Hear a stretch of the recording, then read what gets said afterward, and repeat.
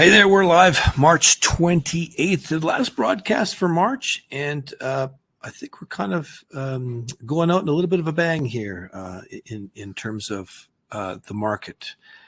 So we're going to get into that in a minute. Nothing relevant I can think about March 28th for trivia, so too bad. Let's see, we got more people rolling in. Thank you. If everyone can hear me, just let me know if you can't hear me. That'd be great. Thank you so much. And I'm looking forward to today's episode because we got some new stuff going on, some exciting stuff I'm kind of excited to talk about.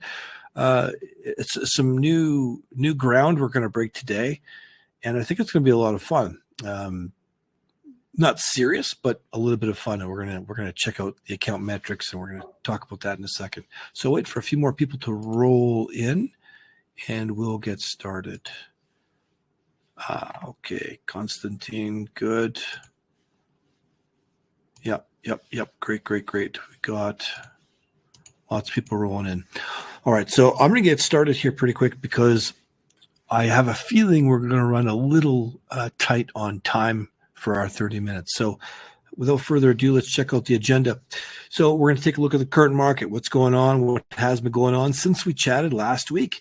We're going to do a little bit of live trading. We're going to be looking at the synthetic miner account, and I'll give you the stats on that in just a second. It's kicking ass, so that's great.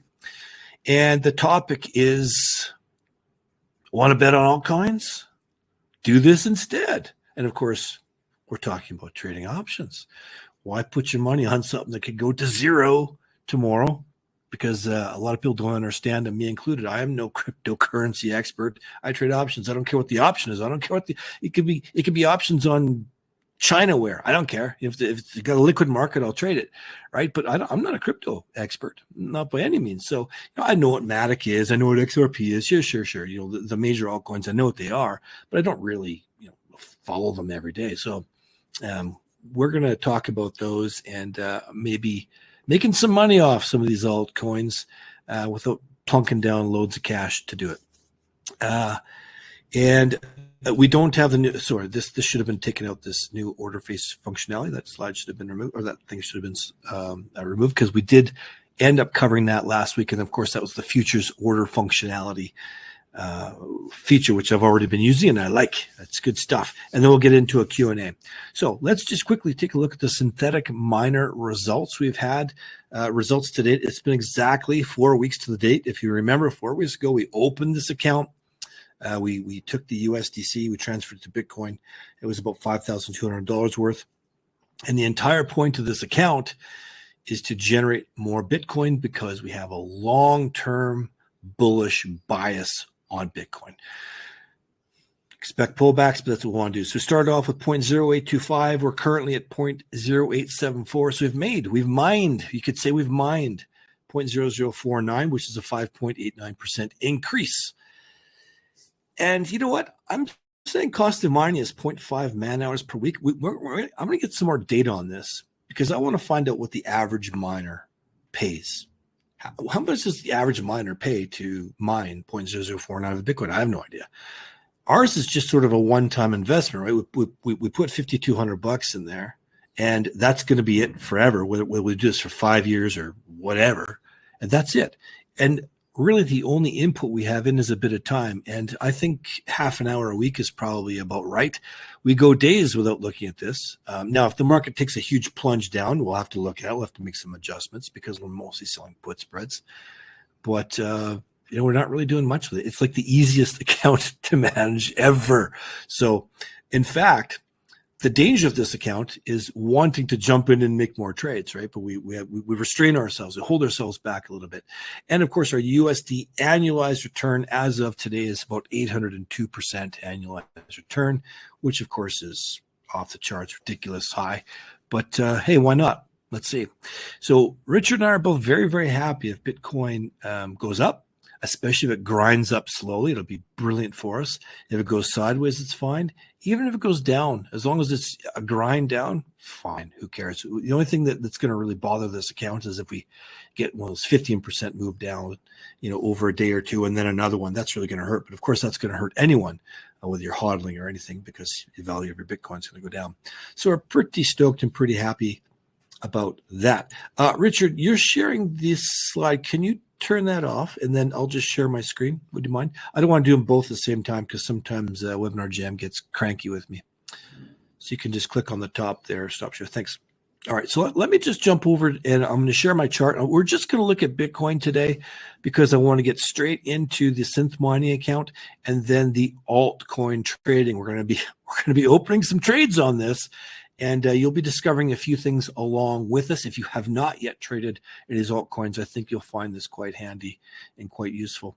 And I would like to point out, hey, if you want to follow us day to day and see how we're doing, how we're generating that 800% annualized return, you can join us on Patreon, of course, on the live stream anytime you want. Patreon.com, Rogue Trader Academy. All right, let me take a look at my charts here. There we go. I assume you can see that. Yep. Okay. Interesting. So I'm going to zoom in a little bit here and forget all these EMAs and all this nonsense, right? It's like someone threw some spaghetti at my screen. We had this massive candle yesterday up to 72 and then massive move down to about 68.5. And, hey, we've been doing this a long time. We got other stuff to do too, So Richard and I kind of forgot about the Easter holiday. And we didn't bother, taking a look. And it turns out today and tomorrow is a CME holiday. So this was right at expiry yesterday. It was boom, boom. There's a bunch of rehedging going on, big moves. We were like, what the hell's going on? And that's what it was all about. But since then, since this morning and last night, oh my gosh, look at this steady grind up. I mean, this is pretty spectacular. We're certainly at the top of the current little range. The all-time high isn't too far away. It's only a couple $1,000 away, right? So now I don't expect personally, I do not expect Bitcoin to make a big move before the halving. I could be wrong. Who knows? I got a feeling we're going to monkey around. Now, I saw a lot of people out there, not a lot. I saw a few people post some things saying, oh, technically, this is going to be our new support level. Maybe, I don't know. And other people are saying, technically, this is going to be resistance. Well, I don't know. Could be. I'm kind of 50-50. I'm kind of 50-50 up into the halving, maybe even into later in April. I think that we're not going to see a lot of action until the halving is finished, and then we're going to resume the uptrend. That's my personal thoughts, but of course, I will adapt to whatever the market decides to throw at us. So what have I been doing? Well, on discretionary accounts, I've been throwing out iron condors. If I don't think the market's going to move out of a range, why not, right? So I got my strikes up here, some low 70s, some at 69. I adjusted. Everything else in the high 50s and low 60s. It's just churning away and making money. And I'm putting these on short term because long term, I have no idea. So I'm not looking into May, things like that. But they've been printing money for us quite well. So I'm quite pleased with that. You can see over here, I've got Solana, and I've been looking at MATIC, and I've been looking at XRP, the three altcoins that Deribit now is listing. And you can see down here, as this is a tool I brought up on TradingView for Richard and I to look at because we wanted to see what the historic implied I think this must be implied volatility here, what it's been, what its range is. But we want to see the historic price range and the historic implied volatility range in order for us to get a handle on making some trades. So, Richard, if you want to share your screen and maybe we can take a look at the synth mining account, we'll quickly review what's going on there. Then let's jump in and do some trading in the altcoins. Yep, sure. 1 moment. Do you want to turn your screen share off? Indeed. And I think actually the volatility you're looking at was actually historical vol. Could have been. I'll confirm that in a moment here. Because there was no option market all year to make an implied vol. But okay. Actually, shall I make that a bit bigger for people? There we go.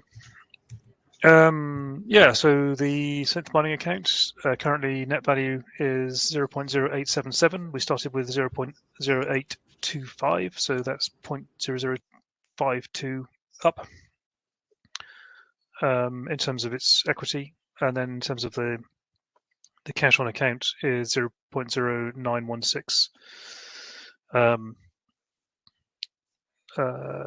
So that's we've got a little bit of value to come out of here. And the reason for that is the positions we had to roll down to 5th of April, the 12th of April, Actually, earlier in the week, we had actually rolled some positions out to 26th of April, and we took a view that as markets moved up, we could probably just squeeze some of those 26th of April puts into 12th of April to bring them 2 weeks closer to expiry, which we did as a premium neutral trade. And so we just traded some strikes for time, moved those spreads up a little bit to 63k, which I think we're kind of okay with for now, right? It's on the edge of the 1 standard deviation range, and that's pulling in 110 basis points over 14 days. It's not quite the rate that we want, but we shouldn't have to have these positions anyway. We've already overtraded, even though we're only using 18% margin. Yeah, and just a reminder for everyone, our goal here is to make a minimum of 10 basis points a day. And if we make a bit more, sometimes we'll use that extra value to buy some long-dated calls. So we're just selling put spreads for the most part. Yeah. I don't think there's really much to do here. I guess we didn't do any trading on this account today, and we decided because we really don't want to go over 25% margin use. So I think we're just we brought those stuff forward from the end of April. We've got excellent decay going on. There's really we literally I had a hard time even justifying saying we spend half an hour a week on this. Yeah. It's 5 minutes a day max. We don't even look at it for some days. So, and just to be clear, the trading strategy right now is to let these 5th of Aprils expire, hopefully in a week's time. So as long as the market doesn't get down below 65k, that will all expire nicely. And this is, as you can see, 70 basis points of net value in there, and 7 days to run, so that's 10 basis points a day. And then when that expires, the 12th of April becomes our current month. And as we have some spare margin, we might write something in the 19th of April, because that'll be the new 2 weeks. Yeah. Just to start feeding in. But we could otherwise legitimately just leave this alone and do nothing until the 12th of April, and we'd still be ahead of schedule. Just to recap on that, 10 basis points a day is compounded up is 50% per year. So if you're increasing your bitcoins by 50% per year, it doesn't take many years before you've got a chunk of Bitcoin. And the degen in us knows that we won't wait until the 12th. We will put more things on. Sometimes I have to smack my own hands on the keyboard. Don't trade anymore. Okay. Hey. Okay. So a question I had for Richard this morning is we kind of have an idea what we're going to do here. And if you want to jump over to the Sol linear options shit. Now, these are linear options, right? They're just like linear just means normal, really. People, what's linear? Well, it's just like normal options. They pay off in USDC versus the underlying. So actually, can I just cut in? So just to be clear, Deribit's Bitcoin and Ethereum options are often wrongly called inverse options.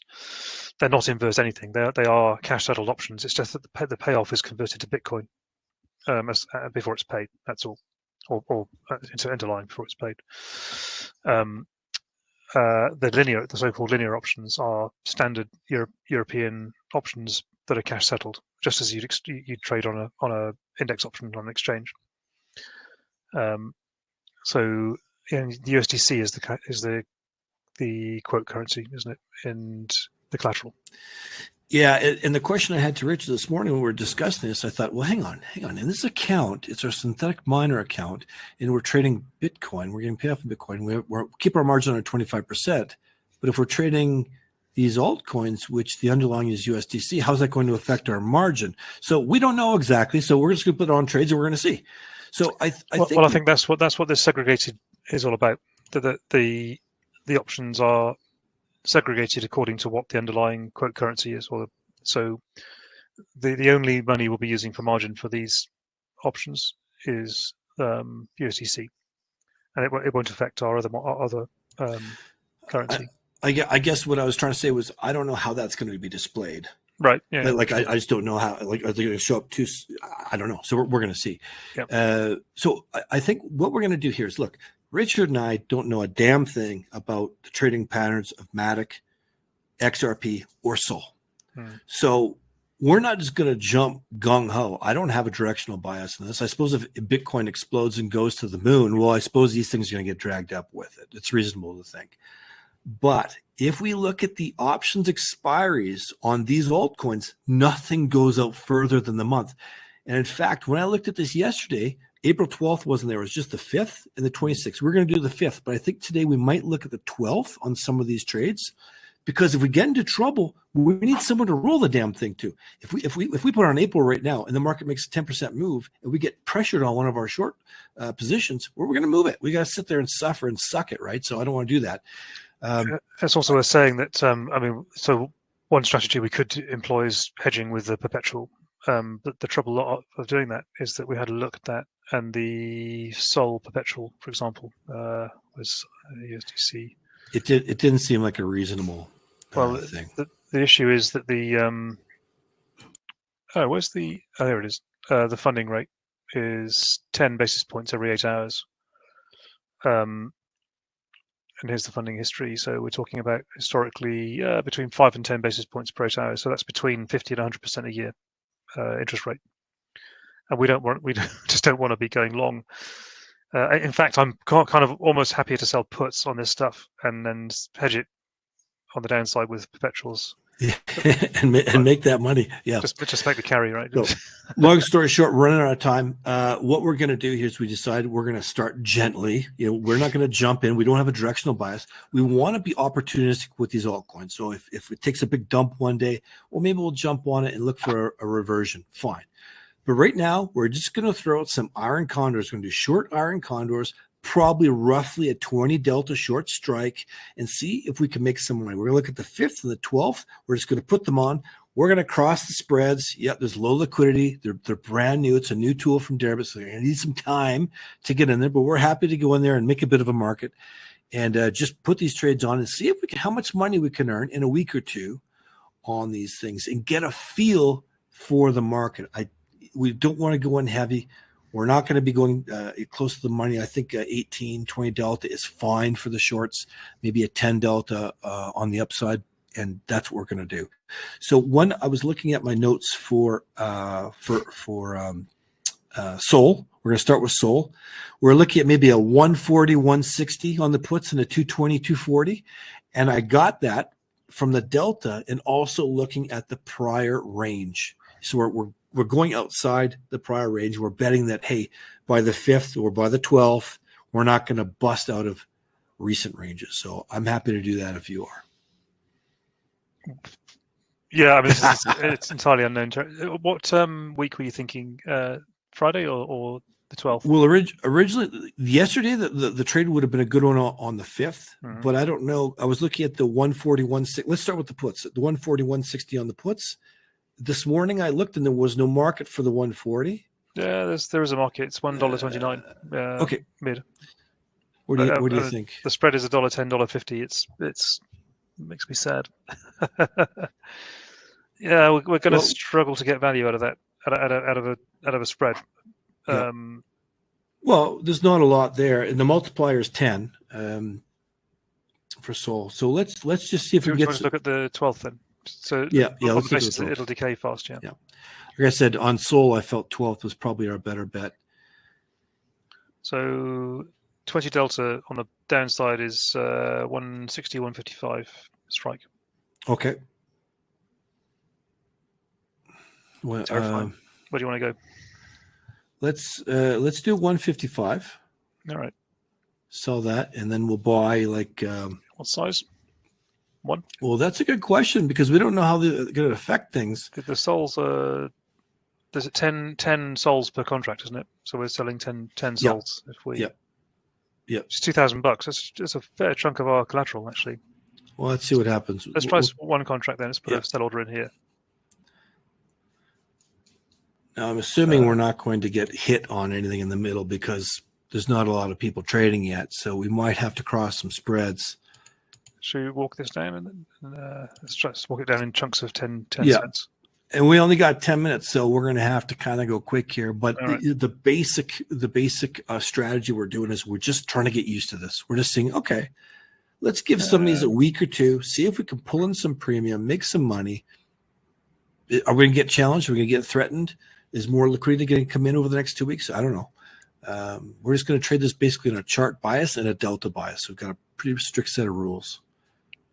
So the one thing I will say is, as Richard's putting this trade on, if we've got these trades on, hey, we've all been trading Bitcoin or Ethereum options, and Bitcoin and Ethereum moves. Oh my God, the market disappears, right? For a few minutes or something while this craziness is happening.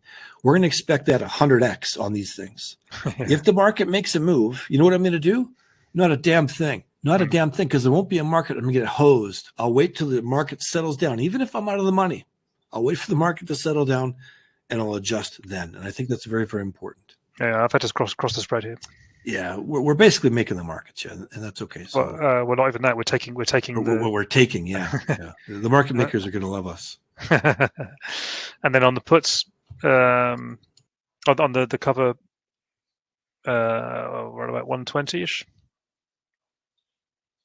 5 delta, 10 delta. Oh, I've lost your sound, dude. Sorry, I didn't want to make those spreads too wide, like the wings too wide. I kind of wanted to keep them a little tight because we've never traded this before. I'd rather make less money, get a feel for it than, Oh, do you want 140 or 135? Yeah, 35.40. I think I'd be happy with that. Let's do the 35. It's a 10 delta. We'll keep things nice and tidy. Yeah, okay. Yeah, okay. So look, these spreads are. I think you're just going to have to jump in the middle. Maybe there'll be a hidden order. Otherwise, we're just going to eat it on each side just for demo purposes because we don't have time. Okay. So we're okay. We'll just demo it today. Market makers are going to love every Thursday. So like, this is phenomenal. Every Thursday we get these great fills on each side. What's happening? There's no algo watching us yet. It's Deribit live. All right. Excellent. Okay, so what's that done for our margin use is 1.25%. So it's pretty good. Yeah. So it's because we're risking what 20 bucks times 10. So we're risking $200. Yeah. Okay. So let's go up to on the calls. I was thinking at 220, 240, something like that. 220s. All-time high is 208. So 220. All right. Oh, we can. Well, you know what? That was on the 5th I looked. So this is the 12th. So it's going to be different, those deltas. Do you want to go a bit lower in this case? Maybe like 235 or something? Let's try and get some premium in. Otherwise, it's not worth doing, right? The DGen and news coming out. Sure, fine. Let's do it. Actually, this one's not looking too bad. So the mark is 599, and the actual offer is 610. A bit better. The 225. I could cross that in good conscience. Okay, let's do it. At 605 now. So hang on. Hang on. The bid's 510. Hang on. I'm way out. I'm not checking your work. Yeah, I'm way out. And while you're doing that, I'm going to look up MATIC just to double check our. So nobody wants to buy it from us. So market makers are happy to sell it. Okay. Yeah. Where are we here? You're on the 12th. I see you there we're just going to have to walk it down. There's just. This is choice. Like trading penny stocks, isn't it? That's a big spread we got to give up. We just got to choke on it. There's nothing we can do about we're it. just going to sit at loss for 2 days. But for you guys, if you're doing this, you can throw some orders out. Throw it in the middle. Be around the mark price. Give yourself some room, and it's a new product. So I can't do anything. The dog Swiss walked past and put his foot in the lead of the mouse. Whipped the mouse off my desk. Thank you. Okay, 510. Bam. Come on. What? We saw you walking it down. That's the problem. Yeah. Just got to hit him next time. Okay. I've learned my lesson. $5. All right. Okay.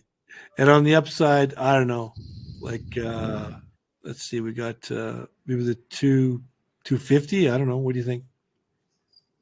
going to have, so we'll take to pay $3 for the cover. So we're going to have to pay $3. Just hit it. See, the thing is, hang on. If you cross $3, won't you get anybody who's hidden in between? If they're hidden. If they're hidden, yeah. So you may as well just cross $3 and not walk the order up. They're like, "Are you sure? Yeah. Are you crazy?" Yeah. Okay. Yeah. All right. Got our spread on there. Okay. 0.89% maintenance margin. It's nothing. Hang on. Are we sure we have to multiply this by 10 here, or is it already being multiplied? Well, one contract represents 10 Solana. Sorry. So what do we stand to make here? Like, we should be multiplying this by 10. We should be doing 10 contracts. Well, the premium we've pulled in is this trade history. Here we are. The premium with trade log. Hang on. Yeah. Price, index price, smart price, cash flow. Hey, cash flow. Here we are. Oh, he's got a. All right. Again, guys, first day trading this, so you gotta bear with us a little bit. Okay, so we pulled in $101 and we spent $59. So we've pulled in $42. Okay. So not much. So we should have been doing this in tens and not in ones. Well, let's see how this goes over the week, and then we give us confidence for the next trade. We could add 4 to it and make it 5 contracts and at least give us something to play with. But let's quickly jump over to MATIC then, and then we'll do the same thing there. Is it the 5th or the 12th? Let's look at the 5th. Yeah. 70, 80, and then 130, 150 is what I was thinking. Let's see if there's still a market there for it. 70, 80 on the puts. Yep. There's no market. Okay. And we can adjust those strikes. We could take these 20 deltas here, the 90.92.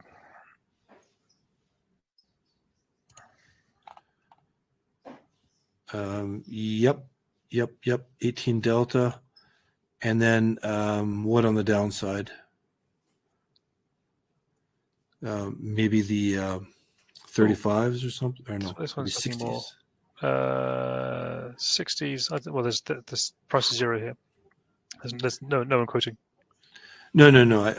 80, 85. 80s. Maybe what I was thinking. 85. Okay. Buy. Yeah. All right. Yeah, we're just gonna have to cross that up and just be done with it. So we don't want to do this in one because we'll be making some pennies. And it's just not worth our time. This is 1,000x, isn't it? It's 1,000 MATICs. Yeah. So we should probably 100 at a time. That's going to use a lot of margin. I don't think so. I think let's try 5 and see how much margin that uses. Yeah, just hit the offer. What's the offer? On the bid, on the long, 60. No, I'm on the short. 100. Okay. Okay. 4%. Oh, that's only done 1. I thought I changed it to 5. Anyway, that's using 4% margin, so that's a chunk. Well, until you put the long leg on. Yeah, it's a lot less when it's covered. All right, so let's add 4 to it and just do it and get this spread done. Yeah, you want to 4. Everybody's like, I always say that when people watch us on our live stream, I always comment to Richard. I think like it's probably like those people who like to watch people play video games. It's kind of weird, it's kind of weird to me, but there's people out there who like it. I watch people play video games. It means I don't have to buy it. Okay. I've been watching people playing Helldivers 2 recently. It's quite funny. All right. Well, normal people don't do that. Okay. On the calls, so what are we doing? The 112s? I was thinking yesterday. I was thinking this is MATIC, right? 130, 150, but that's not going to work today. No way. No. So, yeah. Why don't we do the 112 and then 120s? What do you think? Yeah. Yeah, great. And then we'll go to good old XRP. And just to be clear, we're opening up with iron condors, then we're going to start doing cleverer trades in the following weeks. Yeah. XRP. Yep. So the XRP, the numbers I had were just kind of looking at 45.52 on the puts. It's going to have to be the 12th then. Yeah. I think the vols have come in because of expiries and so on, like the holidays. Yeah. So let's just do like 18-20 deltas then. So we can look at a 55 or a 54 short, and then we can pick up the 48 or something. So again, the idea here is we're going to open up with these short iron condors, get a feel for what's going on, maybe pull some premium in, maybe collect it all. And 40, 44, 46? Yeah, I think like the 8 delta, something like that. Okay, whatever you're comfortable with. And just get a feel for it. I didn't want to go in and do any directional trading. Right now, I don't have a directional bias even in Bitcoin except for long term. Of course, the only contracts that are available on these altcoins are short term. Nothing goes out further than a month anyways. So and what about the calls? We're keeping it tight. I had, this is XRP, right? 74.82. So 20 delta-ish. Yeah. Okay, let's do 72 because I think vols are a bit low now. Okay. 23 delta, 72. We're selling that. And then we can buy the like the 80 or something, a 9 delta. Yeah. Okay. All right. That's all we're going to do for now. Yeah. Set it up. We'll see what happens by next week. We'll be halfway in. Maybe we'll decide to. We don't know how these are going to decay. Are we going to see them hold value, then lose it all in the last few days? Would there be no market for some of these once you get close to expiry? We have no idea. We didn't want to go in too heavy. We wanted to just take it easy, start off gentle, and then once we start to get some idea of how these things trade, then we can start to put on some more clever stuff or directional trades or butterflies. We discussed a lot of those ideas, but none of them seemed to make sense. None of them really made a lot of sense for us yesterday. So I think we're happy just to do this, start off, and let's see how we do. Of course, if you guys have any opinions or ideas for these coins, if you happen to follow them and you think, let me know. We can consider that. We can roll them into our possible strategy going forward. A couple of questions there in the okay. Dominic, extreme volatility, low liquidity. Yes, the volatility is taking some big swings on these altcoins. When I looked at the and just so you know, that study I was looking at in TradingView was the relative volatility index. It's the only thing I could find for it, but it gave me an idea of what was going on. Dominic also says, yep, those crazy times in the options market, I use perp futures to hedge against account drawdown. Yeah, it just makes sense, doesn't it? Q&A, another Dominic. Okay, so how do you set up your hedges on perp futures? Just a simple stop market orders. How do you handle a situation when the market bounces back fast? Great question, and it's a problem we all have to deal with, right? So, yeah, I tend to prefer delta hedging on a periodic basis and not trying to catch the market. On the other hand, you can set up stop market orders to sort of catch the market as it starts breaking through. Of course, you're right. You very often get a wick and a reversal. And one thing we try and do is if we hedge aggressively on towards the upside, we'll try and buy some puts just in case it wicks back down again. But it's a tricky one.